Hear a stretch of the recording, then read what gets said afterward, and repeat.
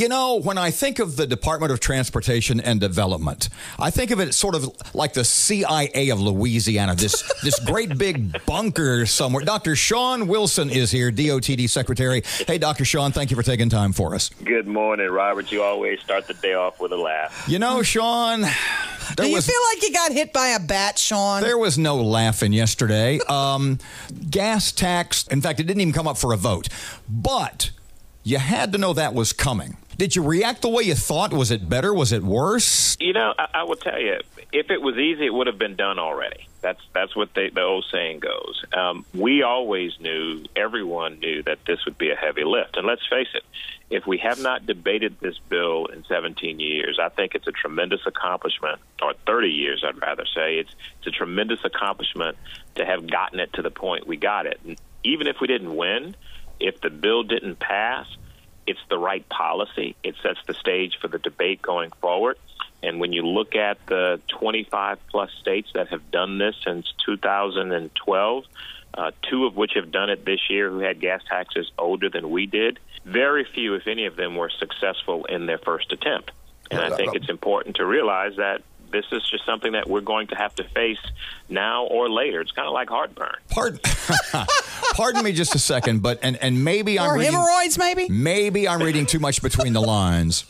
But are you saying, hey, Louisiana, we're lucky to have the roads we have? Absolutely. We've got infrastructure that serves business, small and large businesses on a regular basis, moves people, and provides support. It's not in the best shape, and it will not always be in the best shape because we have to invest in it. And, you know, when I think about the 17,000 potholes that we filled just in the greater Shreveport district, that's significant. And I think about the 1,100 bridges we have to maintain. That's significant because it all impacts everything you do in your daily life, the stuff you buy, the stuff you need to sell and move to the marketplace, and when you need to go to the hospital or to a facility for educational support. You have to have infrastructure, and without that, those communities that prosper have healthy, prosperous infrastructure systems, and the same goes for the state. We want to be competitive. We've lost businesses because of the infrastructure here in the state, and if we want to build an economy and create jobs and create wealth, I think it starts with infrastructure. Shawn, I don't know if you've heard. I'm sure you've heard Alan Seabaugh, what he had to say. We'll play it in case folks haven't heard it. But what we have is a DOTD with 4,700 employees. You want money for roads? Fire about 3,000 of them. That'll free up a couple of $100 million. And you know what? I don't think they would notice. I don't think they would notice if you fire 3,000 employees. Reaction? I think that was a heated moment.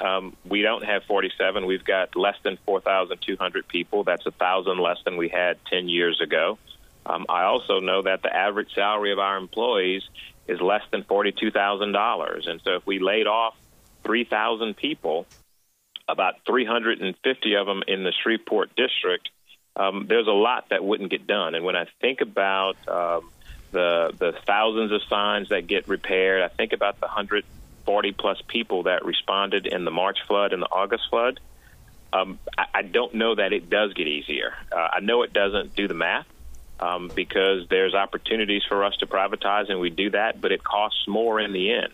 I shouldn't have to pay someone twice as much to get them to come fill one of those thousands of potholes that we filled in that district last year. Does it occur to you that maybe the reason the gas tax failed and maybe the reason that the populi seems to be happy about that is that it doesn't have to do with you or anybody at the DOTD, but it has to do with the general feeling that Louisiana government as a whole is not doing a very good job? I absolutely agree with that. I will tell you, I think that we've done everything we could to the best of our ability with what we've had.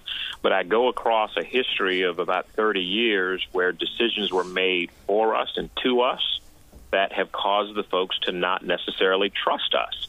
And I don't take it personally. I don't think our employees take it personally when they tell us what they see. The hardship is we get accused of building a bridge in the wrong place and new roads for the Audubon Bridge. That was directed by the legislature and voted on by the people by 80%.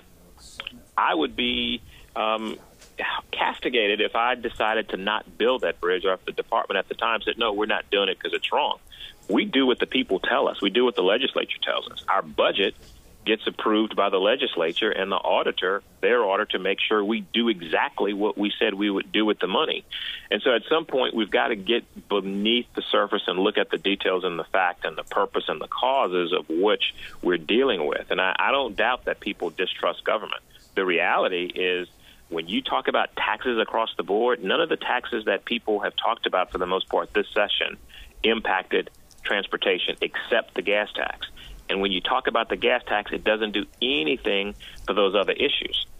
And so I don't know that it fixes the problem, and I don't know that you can overcome 30 years of distrust or perceptions of issues in a year and a half that I've been secretary. But if we have to wait 30 years to earn that, then I think we're going to be in a pretty sad state for Louisiana.